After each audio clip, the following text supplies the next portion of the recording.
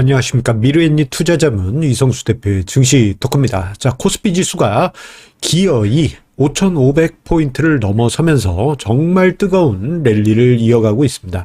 자, 주식시장 이렇게 랠리가 이어지다 보니 투자자들 사이에서는 흥분된 그런 분위기도 관찰이 되고 있는데요. 자, 하지만 이런 때일수록 우리가 해야 될 게 있습니다. 그것은 무엇이냐? 바로 스트레스 테스트입니다. 스트레스 테스트. 이게 무슨 말이냐? 예, 주식시장이 만약의 상황이 벌어졌을 때 내가 견딜 수 있는지 이 점에 대해서 생각해 봐야 됩니다. 자, 본론에 들어가기 앞서서요. 예, 오늘 제가 좀 일이 있어서 예, 얼굴을 여러분들께 보여드리지 못하는 점 양해 부탁드리겠습니다. 자, 코스피 지수 5,500포인트 돌파 정말 대단하죠. 예, 어마어마합니다. 자, 이렇게 뜨거운 불장 속에서 우리가 망각하는 게 있습니다. 자, 시장이 계속 이렇게 가는 거 아니야? 예. 이걸 당연시하는 그런 분위기가 만들어지게 되죠. 자, 그런데 이러한 상황 속이라고 하더라도요.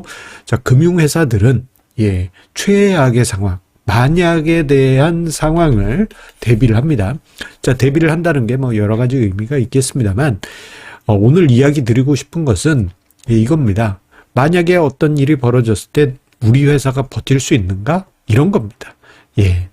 이런 거 많이 하게 됩니다. 하지만 대부분의 개인 투자자분들은 예, 이러한 만약의 상황을 감안하지 않죠. 그러다 보니까 매우 뜨거운 뭐랄까 어떤 전략보다는 즉흥적인 또는 공격적인 매매를 하시는 분들이 많습니다.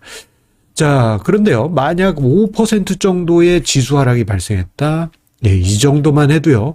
요즘 시장 분위기 보면 워낙 레버리지 투자를 많이 하신 분들이 많이 계시다 보니까 SNS, 지난 2월 첫날 증시 빠졌을 때 SNS 완전히 비명소리가 가득했습니다. 작은 충격 속에서도 예, 시장이 정말 큰 뭐라 그럴까 투자자들에게 힘든 시간을 안겨주는데 예, 이것을 미연에 예, 우리가 감내하거나 각오할 수 있는 그 뭐랄까 훈련이 바로 스트레스 테스트라고 할 수 있겠습니다. 자, 그러면 우리 몇 가지 상황을 생각해 보도록 할게요.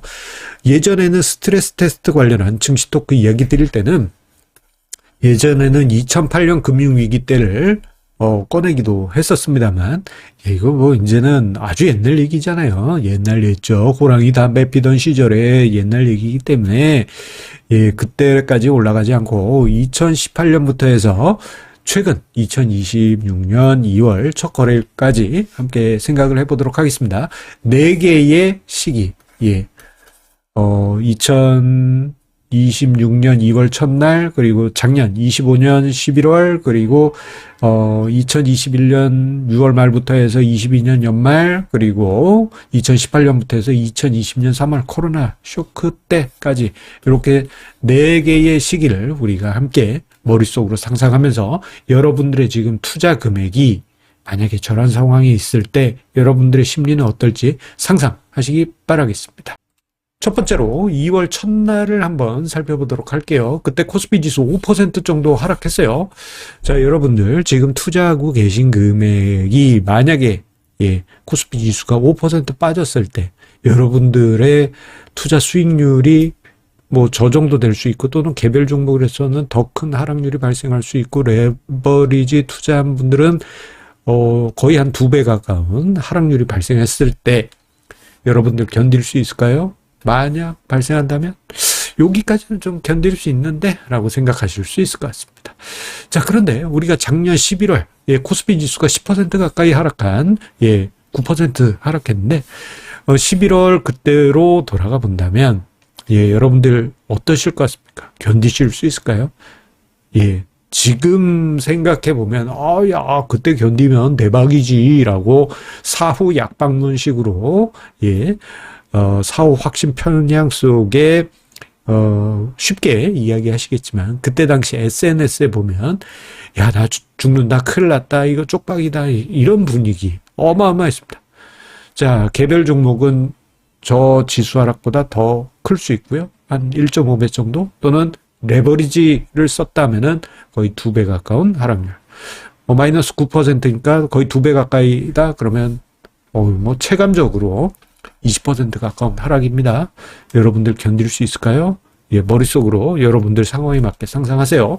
자, 그리고 만약에 2021년 6월부터 해서 22년 연말 사이에 발생했던 지수 30% 하락. 요건 제법 깊죠? 자, 여러분들 여기서 1번, 2번 상황은 저는 그냥 단순 조정장이라고 부릅니다. 예, 단순 조정장. 이게 무슨 말이에요? 1년에 몇 번씩 발생하는 그냥 일상적인 조정장이에요. 예, 그냥 이거 흔해. 하나에 1년에 한두 번씩 꼭 발생하는 수준입니다. 아니, 무조건 못 먹어도 그거 아닌가요? 아니에요. 예, 이렇게 가다 한번 하고 뭐 가더라도 이런 식이야. 예. 그거 감안하지 않으신 분들 정말 많습니다. 자, 3번 상황 같은 경우에는 저는 중급 하락장이라고 합니다. 코스피 지수가 20% 이상 하락해서 한 30% 하락하는 거. 중급 하락장. 임팩트가 제법 큽니다. 여러분들 견딜 수 있을까요? 한번 상상을 해보시고요. 자, 네 번째는 2018년 연초부터 해서 2020년 3월. 요 기간 뭡니까? 무역전쟁. 예. 그때 당시 트럼프 1기 때죠. 무역전쟁부터 해서 코로나 쇼크까지. 예. 그때 당시 코스피 지수가 마이너스 40% 이상 하락했습니다. 이건 뭐냐? 저는 보통 대폭락장이라고 합니다. 예. 마이너스 40에서 마이너스 50 이상 하락한 거. 코스피 지수가. 예. 저런 상황이 발생했을 때 여러분들 이겨낼 수 있는지 단순 조정장에서 나는 어떨까? 상상해 보시고요. 또는 계산기 두드려서 한번 여러분들 내 자산이 어느 정도 감소할까 한번 계산해 보시고 그리고 중급 하락장일 땐 어떨지 또는 대폭락장일 땐 어떨지 한번 상상해 보시죠. 여러분들 느낌 어떠십니까? 예, 제가 여기다 퀴즈를 남기겠습니다. 여러분들 어느 선까지 견딜 수 있어요? 라고 남겨보도록 할게요. 자, 최근 주식시장 정말 뜨겁습니다. 예, 투자자분들하고 대화를 나누다 보면은 차분한 분들도 많이 계시지만 격앙되신 분들 뭔 얘기냐? 나 그때 어떻게 했어야 되는데 막 그때 막 빚내가지고 했어야 되는데 막 어떤 분위기인지 아시겠죠? 못 먹어서 아쉽다 하시는 분들 많이 계십니다. 흥분돼 있어요. 자, 그런데 이런 상황에서 만약에 단순 조정장 또는 중급 하락장 갑자기 찾아온다. 연례 행사 같은 조정이 찾아왔다. 그러면 그 충격은 생각보다 클 수 있습니다. 왜냐? 실망감. 그리고 난 마음의 준비도 안 됐는데 shock. 예. 제법 큰 충격일 수 있어요. 이러한 충격을 좀 완화하기 위해서는 적어도 여러분들 자산 배분 전략은 이건 최소한의 덕목입니다. 예, 여러분들 계좌에 안전자산 버퍼가 있는지 꼭 확인하시고 자산 배분 전략은 체계적으로 전략을 수립할 필요가 있어요. 전략도 수립 안 하시면 안 됩니다. 자, 그리고 분산 투자. 지금 뭐 한두 종목에 집중해야지 따따블 먹는 거 아니에요? 예, 그거 아니에요. 따따블 먹으려고 하다가 그냥 골로 갈 수 있습니다. 분산 투자. 예. 이러한 부분. 여러분들 한 번 정도 지금 이 시점에서 스트레스 테스트와 함께 고민할 필요가 있지 않나 싶습니다. 왜냐?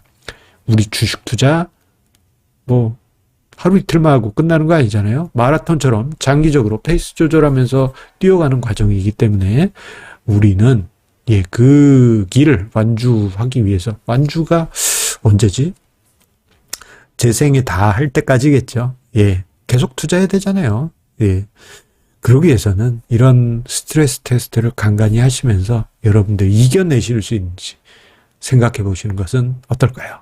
여러분들의 성공 투자 응원드립니다. 예, 여러분들 힘내십시오. 감사합니다. 안내 말씀드립니다. 투자자는 금융투자 상품에 대하여 금융회사로부터 충분한 설명을 받을 권리가 있으며 투자 전 상품 설명서 및 약관을 반드시 읽어보시기 바랍니다. 당사의 금융상품은 예금자 보호법에 따라 보호되지 않습니다. 당사의 금융투자 상품은 자산가격 변동 등에 따라 투자 원금의 손실 0에서 100%가 발생할 수 있으며 그 손실은 투자자에게 귀속됩니다. 주식 투자는 원금 손실이 발생하며 투자의 최종 판단과 책임은 투자자 본인의 책임하에 있습니다.